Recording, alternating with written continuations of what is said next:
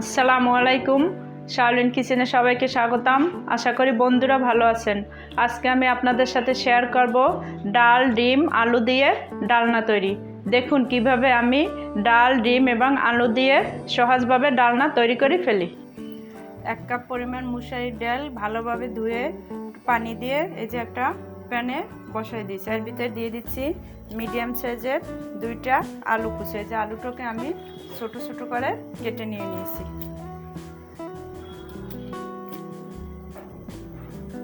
এর সাথে দিয়ে দিচ্ছি 1 চামচ হলুদ গুঁড়ো, 1/2 চামচ মরিচ গুঁড়ো, 1 চামচ ধনে গুঁড়ো, 1 চামচ জিরা গুঁড়ো, পরিমাণ মতো লবণ, দিয়ে দিচ্ছি 1 টেবিল চামচ পরিমাণ সরিষার তেল, দিয়ে দিচ্ছি 1 মুঠ পেঁয়াজ কুচি, দিয়ে দিচ্ছি 2-3টা কাঁচামরিচ। এখন এটাকে ভালোভাবে নেড়ে চেড়ে ঢাকনা দিয়ে ঢেকে এটা সেদ্ধ হওয়ার জন্য অপেক্ষা করব। মিডিয়াম টু লো আছে, মাঝে 2-1 বার আমি এটাকে নেড়ে নেব। পাশের চুলায় দিয়ে দিচ্ছি 3টা ডিম সিদ্ধ। আমি যে ডিম 3টে সেদ্ধ করে নিয়েছিলাম এটাকে এখন গ্রেটার দিয়ে গ্রেট করে নিচ্ছি।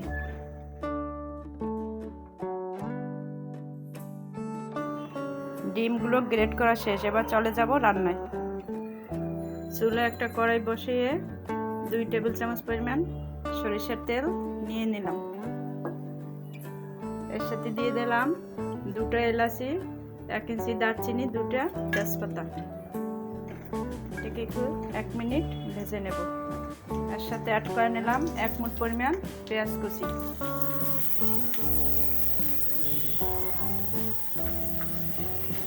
আরও নিয়ে নিলাম 2-3 কোষ রসুন কুচি। এখন এটাকে চুলার আঁচ মিডিয়াম টু লো করে বাদামি করে ভেজে নেব। এই যে পেঁয়াজ, মশলা, রসুন এটা ভাজা হয়ে গেছে। এর সাথে অ্যাড করে নেব আমি যে আলু আর ডালটা সেদ্ধ করে নিয়েছিলাম সেটা।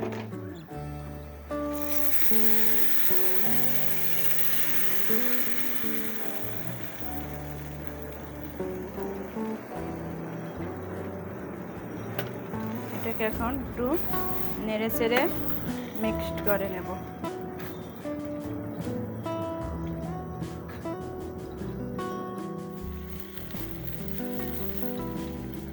এর সাথে অ্যাড করে নিলাম আমি যে ডিম গ্রেট করে রেখেছিলাম সেটা।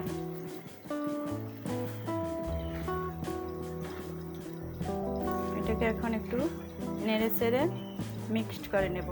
আজকে আমি এই রান্নাটা একটা স্পেশাল মশলা ব্যবহার করব, সেটা দেখার জন্য পুরো রান্নাটা আপনাদের ধৈর্য ধরে দেখতে হবে। এর সাথে অ্যাড করে নিলাম 1/2 কাপ পরিমাণ ফুটন্ত গরম পানি।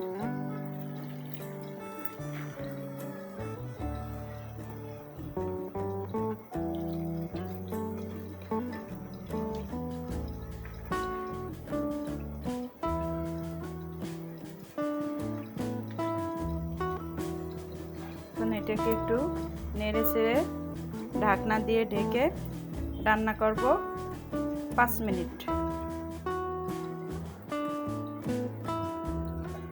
ফিরে এলাম 5 মিনিট পর। দেখুন বন্ধুরা, এটা রান্না প্রায় শেষ পর্যায়ে। এর ফাঁকে এর মাঝে আমি 2-3টা কাঁচা ও পাকা মরিচ দিয়ে দিয়েছিলাম। আর আমি যে আপনাদের একটা স্পেশাল মশলার কথা বলছিলাম সেটা হয়েছে যে আচার, জলপাইয়ের আচার। এইটা যদি আমি এটার সাথে অ্যাড করে নিই তাহলে এই রান্নাটার টেস্টটাই অনেক গুণে বেড়ে যাবে।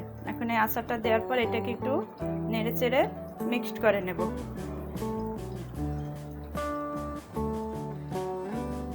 এই আচারটা দেওয়ার কারণেই কিন্তু এই রান্নাটার স্বাদ অনেক গুণ বাড়িয়ে দিবে।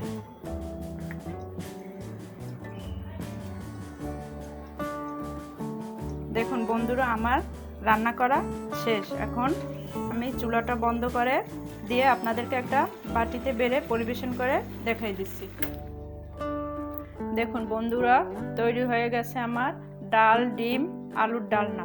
আপনাদের যদি আমার এই রেসিপিটি ভালো লেগে থাকে অবশ্যই লাইক, কমেন্ট, শেয়ার করবেন এবং আমার চ্যানেলকে সাবস্ক্রাইব করে রাখবেন নতুন ভিডিও পাওয়ার জন্য। সবাই ভালো থাকবেন, সুস্থ থাকবেন। আল্লাহ হাফেজ।